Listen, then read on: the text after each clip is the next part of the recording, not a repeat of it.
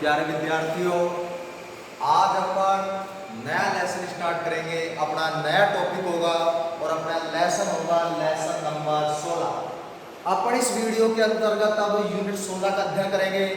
अब तक अपन ने पिछले वीडियो के अंदर रोड सेफ्टी एजुकेशन, सड़क सुरक्षा शिक्षा का अपन ने अच्छे से अध्ययन कर लिया है।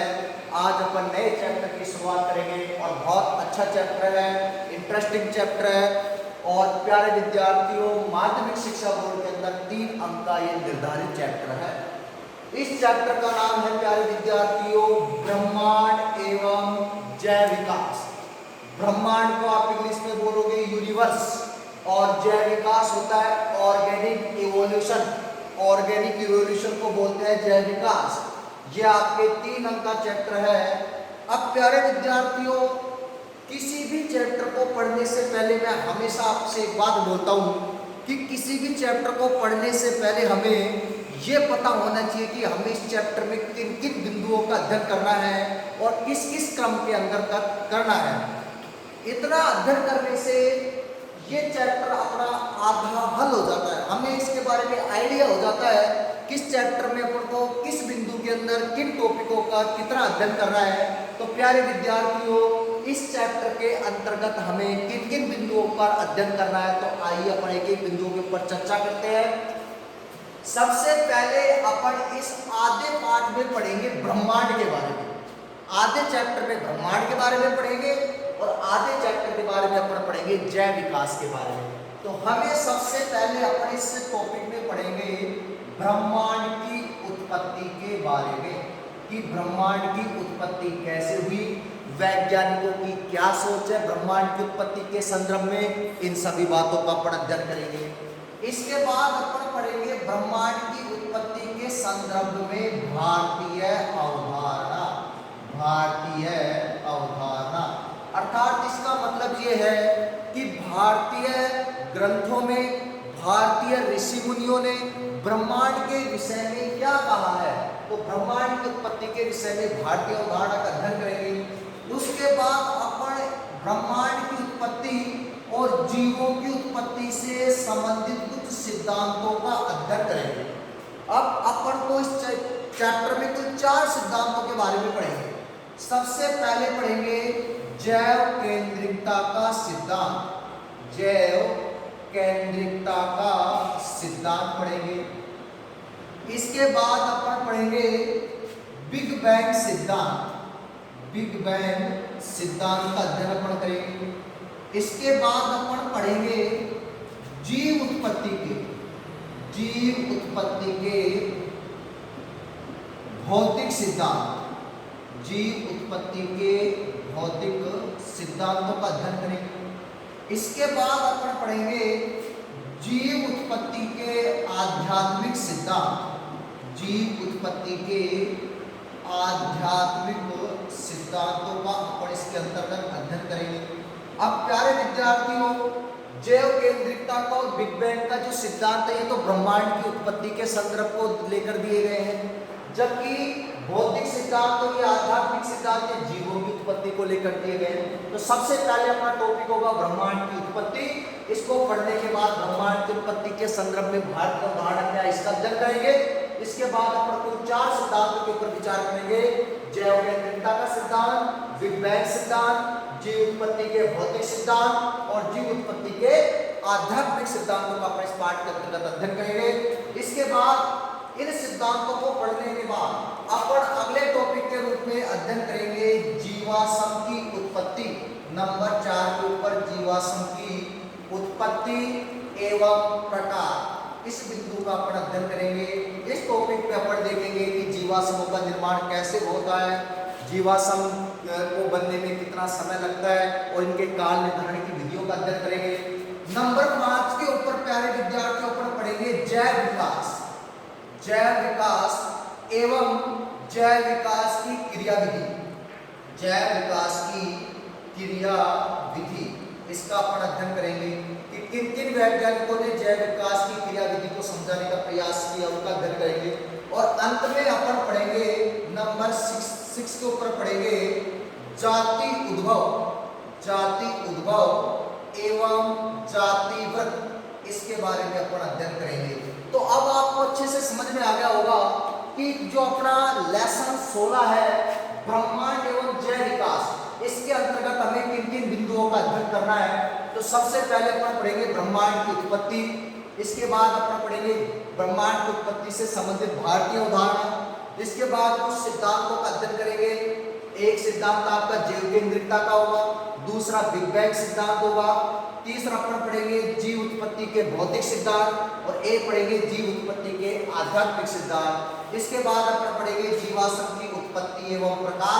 ये बहुत इंपॉर्टेंट टॉपिक है, माध्यमिक शिक्षा बोर्ड में ऐसे प्रश्न पूछा गए हैं। इसके बाद अपन पढ़ेंगे जैव विकास क्या होता है और जैव विकास की क्रियाविधि को समझने का प्रयास करेंगे। इसके बाद अपन पढ़ेंगे जाति उद्भव क्या है और जाति व्रत क्या होता है। इन सभी बातों का अध्ययन अपन को इसी पाठ के अंतर्गत करना है। अब अपन बिना टाइम खर्च किए अपना टॉपिक स्टार्ट करते हैं। सबसे पहला ब्रह्मांड की उत्पत्ति। तो प्यारे विद्यार्थियों, मैंने बोर्ड के ऊपर हेडिंग लगा दी है आज की ब्रह्मांड की उत्पत्ति। तो अब अभी अपन फिलहाल ब्रह्मांड के बारे में अध्ययन करेंगे। तो आधा टॉपिक ब्रह्मांड का हो जाएगा और आधा टॉपिक आपका जैव विकास से रिलेटेड हो जाएगा। अब ब्रह्मांड की उत्पत्ति के संदर्भ में प्यारे विद्यार्थियों, देखो प्राचीन मान्यताओं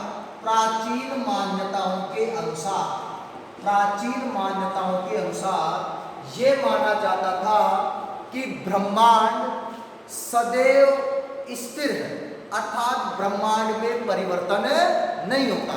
अर्थात प्राचीन मान्यताओं के अनुसार ये माना गया कि ब्रह्मांड सदैव क्या है, स्थिर रहता है, इसमें परिवर्तन नहीं होता। और इस मान्यता के अनुसार पृथ्वी को ब्रह्मांड का क्या माना गया, केंद्र माना गया। तो प्राचीन मान्यताओं के अनुसार ब्रह्मांड का जो केंद्र जो माना गया था वो पृथ्वी को माना गया था। लेकिन प्यारे विद्यार्थियों, एक वैज्ञानिक थे कोपरनिकस। तो कोपरनिकस नामक वैज्ञानिक ने ये कहा कि पृथ्वी ब्रह्मांड का केंद्र नहीं है। इसके बाद इस मान्यता को अस्पष्ट या अस्वीकार कर दिया गया। तो प्यारे विद्यार्थियों, प्राचीन मान्यताओं के अंतर्गत ये माना गया कि जिस ब्रह्मांड को आज हमें देख रहे हैं, जिस ब्रह्मांड को आज हम देखते हैं, वो सदा से वैसा ही रहता है और इसका केंद्र कौन है, पृथ्वी। लेकिन कोपरनिकस नामक वैज्ञानिक ने कहा कि पृथ्वी ब्रह्मांड का केंद्र नहीं है, अतः यह मान्यता अस्पष्ट या अस्वीकार हो गई। इसके बाद प्यारे विद्यार्थियों, 1917 में एक वैज्ञानिक थे आइंस्टीन। तो आइंस्टीन नामक वैज्ञानिक ने 1917 के अंदर स्थिर ब्रह्मांड के विचारों को पुनर्जीवित किया। स्थिर ब्रह्मांड के विचारों को पुनर्जीवित किया। अब यहाँ से देखो, छोटे प्रश्न बनने के चांसेस हमेशा रहते हैं 1 नंबर के। पहला प्रश्न देखो ये बनता है कि किस वैज्ञानिक ने माना कि पृथ्वी ब्रह्मांड का केंद्र नहीं है। तो बताओ आपका आंसर क्या होगा। तो आप कहोगे कि कोपरनिकस नामक वैज्ञानिक ने कहा कि पृथ्वी ब्रह्मांड का केंद्र नहीं है, क्योंकि प्राचीन मान्यताओं में यह माना गया था कि जिस आज ब्रह्मांड के जिस स्वरूप को हम देख रहे हैं वो सदा से एक सा रहा है और पृथ्वी उसका केंद्र रही है। ये प्राचीन मान्यताएं थी। लेकिन कोपरनिकस ने इसका खंडन किया और कोपरनिकस ने कहा कि पृथ्वी ब्रह्मांड का केंद्र नहीं है, क्योंकि पृथ्वी जैसे तो ब्रह्मांड में अनेकों ग्रह विद्यमान हैं। और प्रश्न दूसरा यह बढ़ता है कि स्थिर ब्रह्मांड के विचारों को पुनर्जीवित किसने किया। तो 1917 में आइंस्टीन नामक वैज्ञानिक ने स्थिर ब्रह्मांड के विचारों को पुनर्जीवित किया। अब प्यारे विद्यार्थियों, अब अपना अगला प्रश्न आता है कि जब हम अंतरिक्ष के अंदर दिन के समय जब आप देखते हो, अंतरिक्ष में दिन के समय जब आप देखते हो तो आपको केवल सूर्य और चंद्रमा ही दिखाई देता है। लेकिन जब सूर्यास्त हो जाता है या रात्रि का समय हो जाता है, तो सूर्यास्त या रात्रि के समय हमें अंतरिक्ष में कुछ ग्रह, असंख्य तारे और अनेकों पिंडों के समूह दिखाई देते हैं। जब आपने अवलोकन किया हो तो जब अपन दिन के समय जब अपन अंतरिक्ष में देखते हैं तो हमें केवल सूर्य और ज्यादा से ज्यादा चंद्रमा के अतिरिक्त कुछ नहीं दिखाई देता। जब हम रात्रि के समय जब आप अंतरिक्ष को देखोगे तो आपको असंख्य तारों के समूह दिखाई देंगे, कुछ ग्रह अंतरिक्ष में विद्यमान है, इसके अलावा अनेकों पिंड, धूमकेतु, उल्काएं, बहुत सारी चीजें हमें दिखाई देती है। इन सभी के समूह को ही क्या कहा जाता है? ब्रह्मांड कहा जाता है। प्यारे विद्यार्थियों, अगर आपसे पूछा जाए कि ब्रह्मांड किसे कहते हैं तो आप क्या कहोगे? कि अंतरिक्ष में स्थित कुछ ग्रह, असंख्य तारों और पिंडों के समूह को ही ब्रह्मांड कहा जाता है। तो आपको अच्छे से पता चल गया कि ब्रह्मांड की डेफिनेशन क्या है। तो आप क्या कहोगे? अंतरिक्ष में स्थित कुछ ग्रह, असंख्य तारों व अनेकों पिंडों के समूह को ही ब्रह्मांड कहा जाता है। और प्यारे विद्यार्थियों, ब्रह्मांड से संबंधित जो विज्ञान की शाखा है उसका नाम है ब्रह्मांड विज्ञान। और ब्रह्मांड विज्ञान को अपन इंग्लिश में बोलते हैं कॉस्मोलॉजी। कॉस्मोलॉजी अर्थात विज्ञान की जिस शाखा में आप ब्रह्मांड का अध्ययन करोगे वो ब्रह्मांड विज्ञान या कॉस्मोलॉजी कहलाती है। अब परीक्षा में प्रश्न बन जाए कि कॉस्मोलॉजी या ब्रह्मांड विज्ञान क्या है, तो आप क्या कहोगे? कि विज्ञान की ब्रह्मांड से संबंधित अध्ययन को ही ब्रह्मांड विज्ञान कहा जाता है। तो प्यारे विद्यार्थियों, अपन ने ब्रह्मांड की उत्पत्ति के संदर्भ में किन किन बातों को ध्यान पूर्वक पढ़ा है, एक बार दोबारा से ध्यान से देखोगे कि प्राचीन मान्यताओं के अनुसार यह माना गया कि ब्रह्मांड के जिस रूप को हम देखते हैं वो सदा वैसा ही रहता है। और इस मान्यता में यह माना गया कि पृथ्वी ब्रह्मांड का केंद्र है। लेकिन कॉपरनिकस नामक वैज्ञानिक ने बताया कि पृथ्वी ब्रह्मांड का केंद्र नहीं है। और 1917 के अंदर आइंस्टीन नामक वैज्ञानिक ने स्थिर ब्रह्मांड के विचारों को पुनर्जीवित किया। प्यारे विद्यार्थियों, दिन के समय सूर्य का प्रकाश होने से हमें सूर्य और चंद्रमा के अतिरिक्त कुछ नहीं दिखाई देता, जबकि रात्रि में जब अपन देखते हैं तो हमें अनेक तारों के समूह, ग्रह, उल्काएं, पिंड, धूमकेतु अनेक अपन को अंतरिक्ष में दिखाई देते हैं। तो इन सब के समूह को बताओ, आप क्या बोलोगे? ब्रह्मांड बोलोगे। तो ब्रह्मांड की डेफिनेशन क्या हो गई? अंतरिक्ष में स्थित कुछ ग्रह, तारों के समूह, अनेकों पिंडों के समूह को ही ब्रह्मांड कहा जाता है। ब्रह्मांड से संबंधित अध्ययन को ब्रह्मांड विज्ञान या कॉस्मोलॉजी के नाम से जाना जाता है। तो प्यारे विद्यार्थियों, ये तो अपन ने बात की किसकी? ब्रह्मांड की उत्पत्ति के बारे में कुछ बातों पर अपन ने विचार किया। अब अपना सेकंड टॉपिक मैंने आपको बताया था कि ब्रह्मांड की उत्पत्ति के संदर्भ में कौन सी अवधारणा का अध्ययन करेंगे? तो अपन करेंगे भारतीय अवधारणा का अध्ययन। किसकी उत्पत्ति के संदर्भ में? ब्रह्मांड की उत्पत्ति के संदर्भ में कौन सी अवधारणा का अध्ययन करेंगे? भारतीय अवधारणा का अध्ययन करेंगे। अब प्यारे विद्यार्थियों, वैदिक काल से ही ब्रह्मांड की उत्पत्ति के संदर्भ में भारतीय अवधारणा रही है। अर्थात भारतीय अवधारणा में वैदिक काल से ही, अर्थात वेदों के समय से ही ब्रह्मांड की उत्पत्ति व ब्रह्मांड के विकास के बारे में चर्चा की गई है। कब से? वैदिक काल से। हमारे जो ऋषि मुनि थे उन्होंने भी वैदिक काल से या अनेकों समय से ही ब्रह्मांड के विषय में विचार किया है। तो बताओ, आप क्या कहोगे कि भारतीय अवधारणा में ब्रह्मांड के विषय में क्या कहा गया है? तो वैदिक काल से ही ब्रह्मांड के विषय में भारतीय अवधारणा रही है। हमारे प्राचीन ऋषि मुनियों ने भी ब्रह्मांड की उत्पत्ति और विकास के बारे में बहुत कुछ समझाया है। अब प्यारे विद्यार्थियों, ऐसा ही एक उदाहरण की अपन बात करेंगे। ऋग्वेद का एक सूक्त है जिसका नाम है नासदीय सूक्त। तो ऋग्वेद के नासदीय सूक्त के अंदर ब्रह्मांड की उत्पत्ति एवं विकास, ब्रह्मांड की उत्पत्ति एवं विकास से किस सूक्त के अंतर्गत? तो आप बताओगे नासदीय सूक्त के अंतर्गत। ये नासदीय सूक्त बताओ किस वेद से लिया गया है? तो ऋग्वेद। तो ऋग्वेद के नासदीय सूक्त के अंदर ब्रह्मांड की उत्पत्ति एवं विकास की विस्तार से चर्चा की गई है। अब प्यारे विद्यार्थियों, पंडित जवाहरलाल नेहरू इन्होंने अपनी पुस्तक डिस्कवरी ऑफ इंडिया, तो डिस्कवरी ऑफ इंडिया के अंदर भी इन सूक्तों का उल्लेख किया है। तो प्रश्न बन सकता है कि डिस्कवरी ऑफ इंडिया में नासदीय सूक्त का उल्लेख बताओ किसने किया है, तो आप बताओगे पंडित जवाहरलाल नेहरू। और यह बहुत इंपॉर्टेंट प्रश्न है, माध्यमिक शिक्षा बोर्ड के अंतर्गत पूछा जा सकता है कि किस सूक्त के अंतर्गत ब्रह्मांड की उत्पत्ति एवं विकास के संदर्भ में विस्तार से चर्चा की गई है, तो आप बताओगे ऋग्वेद के नासदीय सूक्त में। और पंडित जवाहरलाल नेहरू ने अपनी पुस्तक डिस्कवरी ऑफ इंडिया के अंदर इस सूक्त का उल्लेख किया है। अब प्यारे विद्यार्थियों, एक जर्मन विद्वान है जिसका नाम है मैक्स मूलर। जर्मन विद्वान मैक्स मूलर ने इस सूक्त को उत्पत्ति का गीत कहा है।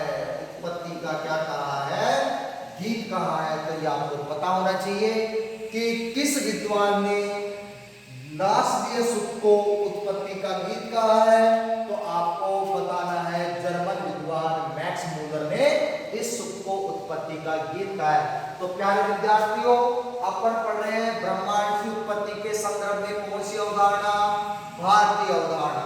तो अपन को पता है कि वैदिक काल से ही, या आप बता सकते हो कि भारतीय अवधारणा में वैदिक काल से ही ब्रह्मांड की उत्पत्ति विकास पर विस्तार से चर्चा की गई है। ऋग्वेद के नासदीय सूक्त में ब्रह्मांड की उत्पत्ति विकास की विस्तार से चर्चा की गई है। पंडित जवाहरलाल नेहरू ने भी अपनी पुस्तक डिस्कवरी ऑफ इंडिया में इस सूक्त का उल्लेख किया है, और जर्मन विद्वान ने मैक्स मूलर ने इस सूक्त को उत्पत्ति का क्या कहा है? गीत का है। अब प्यारे विद्यार्थियों, एक धारावाहिक कार्यक्रम है जिसका नाम है भारत एक खोज। भारत एक खोज नामक धारावाहिक कार्यक्रम के अंदर इस सूक्त का, कौन से सूक्त का? नासदीय सूक्त का हिंदी के अंदर अनुवाद भी किया गया है। प्यारे विद्यार्थियों, कार्यक्रम का जो नाम था वो था भारत एक खोज। तो भारत एक खोज एक धारावाहिक कार्यक्रम के अंदर इस सूक्त का हिंदी में क्या किया गया? अनुवाद किया गया। अब ये सूक्त क्या था? इधर आप ध्यान से देखोगे कि ये सूक्त था सृष्टि से पहले सत्य नहीं था।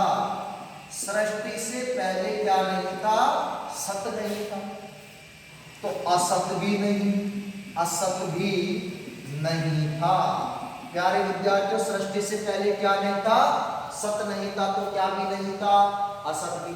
मैं कौन से सूक्त का हिंदी में अनुवाद बता रहा हूं, तो आप कहोगे नासदीय सूक्त, क्योंकि नासदीय सूक्त है जो संस्कृत भाषा में लिखा गया था, क्योंकि ऋग्वेद से लिया गया था।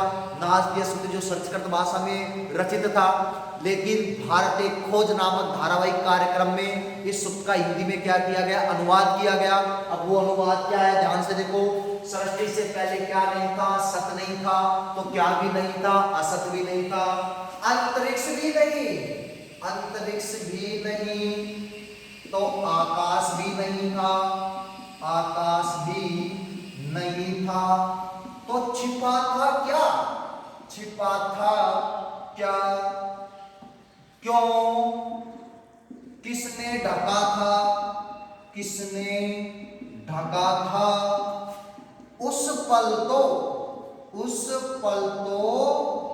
अगम अतल जल भी कहाँ था? अब आपको लग रहा होगा कि सर ये क्या पढ़ा रहे हैं इसमें, लेकिन प्यारे विद्यार्थियों, क्योंकि ब्रह्मांड की उत्पत्ति से पहले कुछ नहीं था, ना कोई अंतरिक्ष था, ना कोई जल था, ना कोई तल था।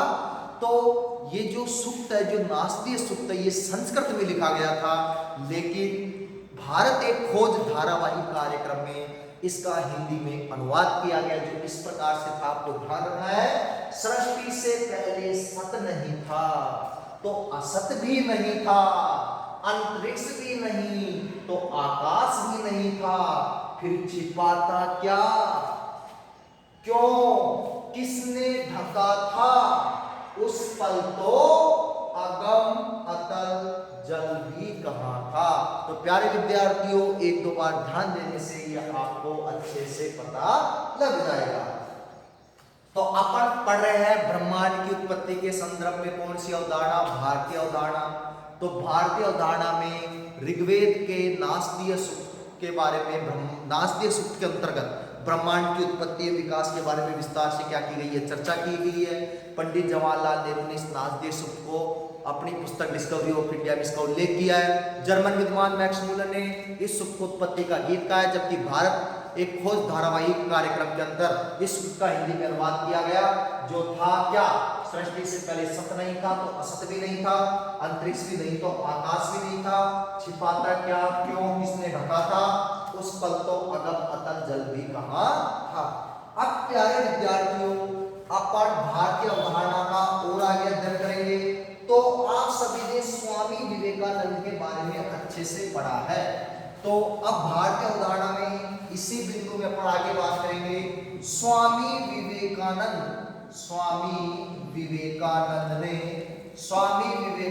ने वैदिक ज्ञान को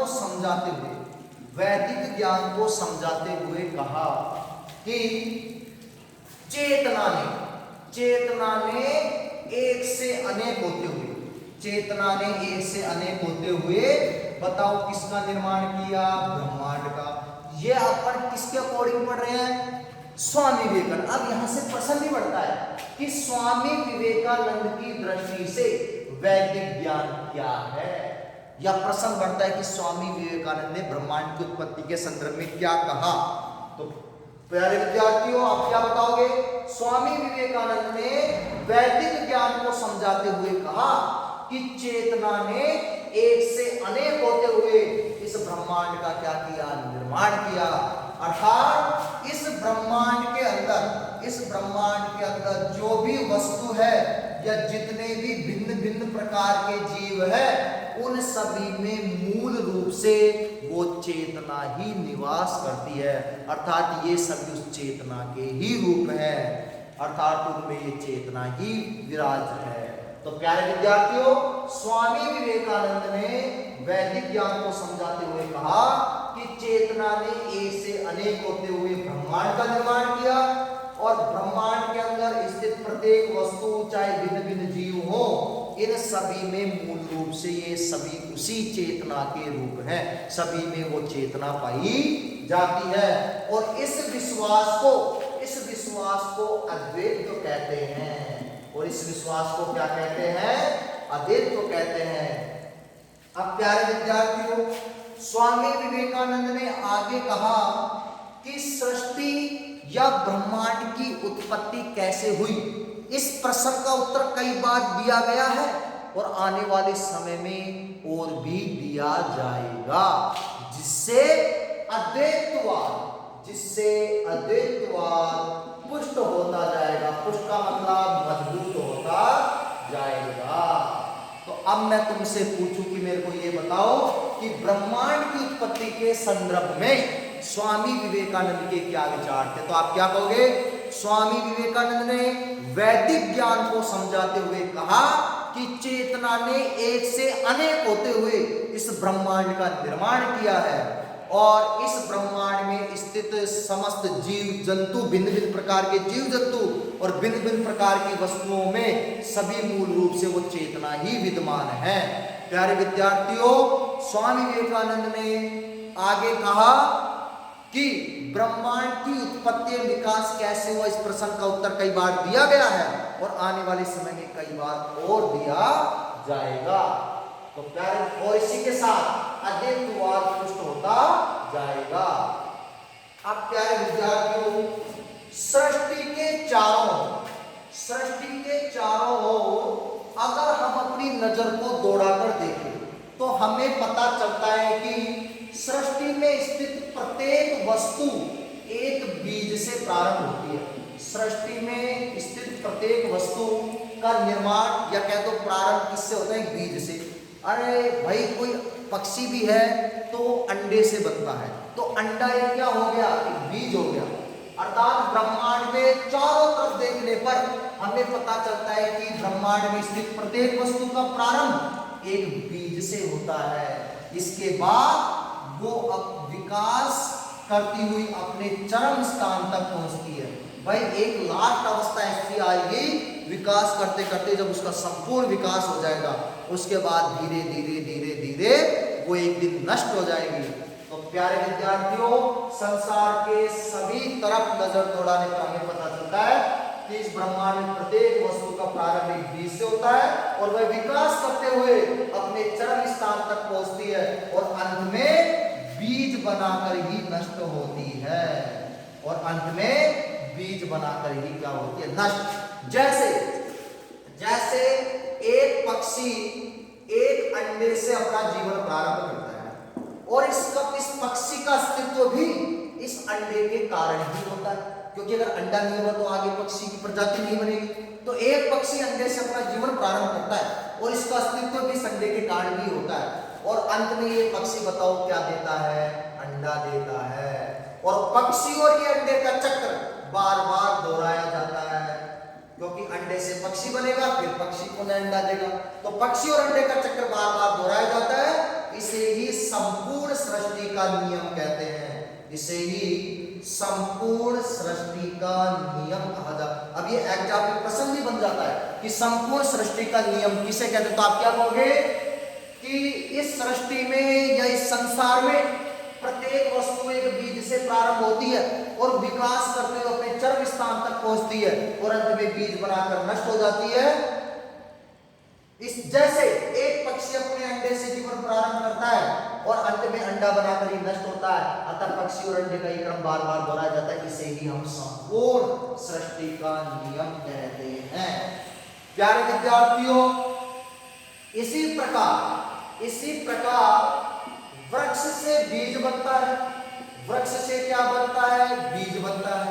लेकिन मेरे को ये बताओ कि बीज से तुरंत ही वृक्ष बन जाएगा क्या? नहीं बनेगा।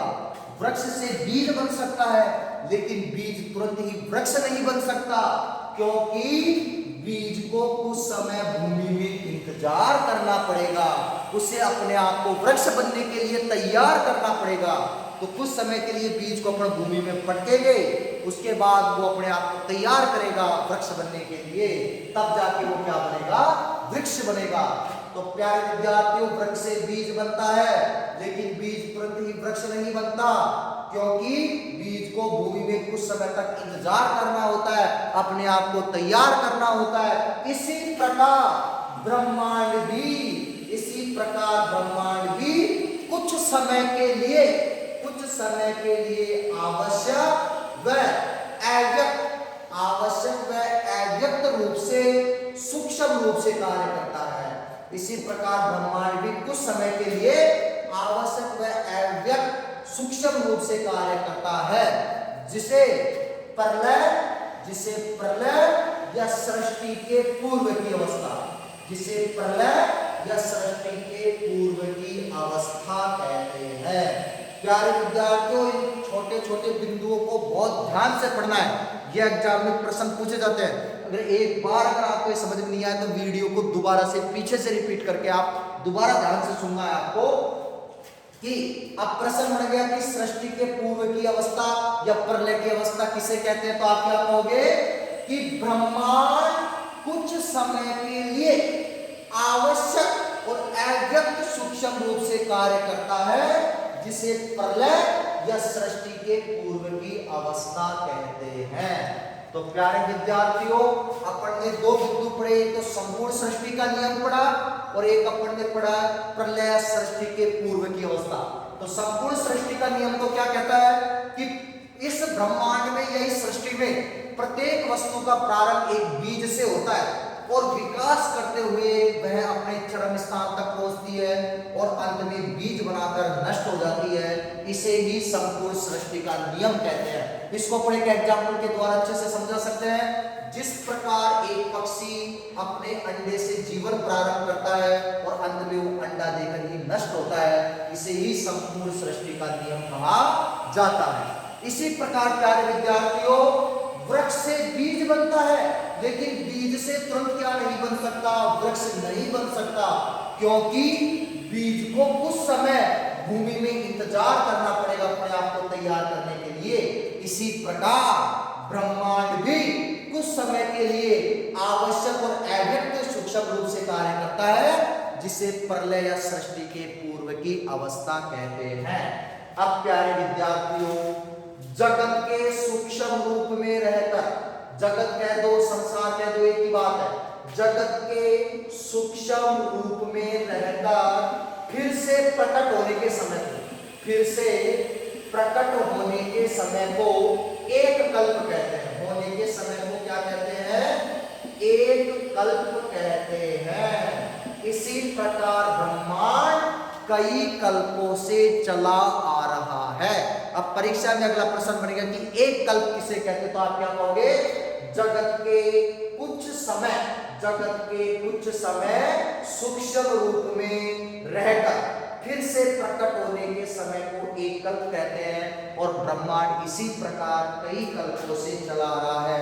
तो प्यारे विद्यार्थियों, अपन ने पढ़ी ब्रह्मांड की उत्पत्ति के संदर्भ में भारतीय अवधारणा।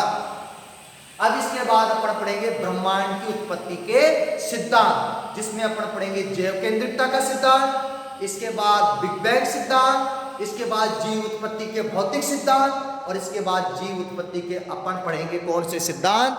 आध्यात्मिक सिद्धांत। तो प्यारे विद्यार्थियों, ब्रह्मांड की उत्पत्ति के संदर्भ में सबसे पहले अपन ने पढ़ा क्या कि ऋग्वेद के नासदीय सूक्त के अंतर्गत ब्रह्मांड की उत्पत्ति की विस्तार से चर्चा की गई है। इसी प्रकार पंडित जवाहरलाल नेहरू ने अपनी पुस्तक के अंदर डिस्कवरी ऑफ इंडिया में सूक्त का उल्लेख किया है।